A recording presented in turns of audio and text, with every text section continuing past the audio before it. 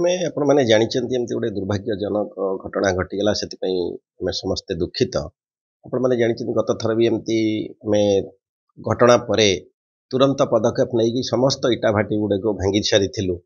ପୁନର୍ବାର ଏଇ 2 ମାସ ଭିତରେ ସେମାନେ ଆଉ ଥରେ ଏମିତି କରିଦେବେ ବୋଲି ଆମେ ଯୋଉଟାକୁ ଆଶା କରିନଥିଲୁ ହେଇଯାଇଛି ସେମାନଙ୍କର ସେଇଟା ପାଇଁ ଆମେ ତୁରନ୍ତ କାର୍ଯ୍ୟାନୁଷ୍ଠାନ ନେଉଛୁ ଯେମିତି ଇଲିଗାଲ ଇଟାଭାଟି ଆଉ ହବନି।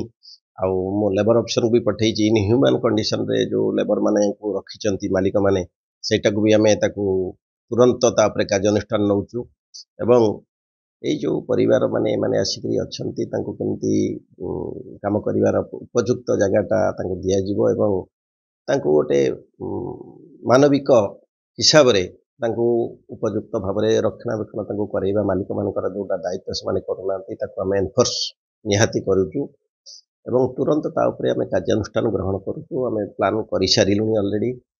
ଯେଉଁମାନେ ଏମିତି ଇଲିଗାଲି ଇଟାଭାଟି କରୁଛନ୍ତି ଏବଂ ମଣିଷଙ୍କର ଜୀବନଙ୍କ ପ୍ରତି ତାଙ୍କର ଜିରୋ ରେସ୍ପେକ୍ଟ ଅଛି ସେଇମାନଙ୍କୁ ଆମେ ନିଶ୍ଚିତ ଭାବରେ ଆଇନ ଅନୁସାରେ ଦଣ୍ଡିତ କରିବା ପାଇଁ ନିଶ୍ଚିତ ଭାବେ ଚେଷ୍ଟା କରୁଛୁ।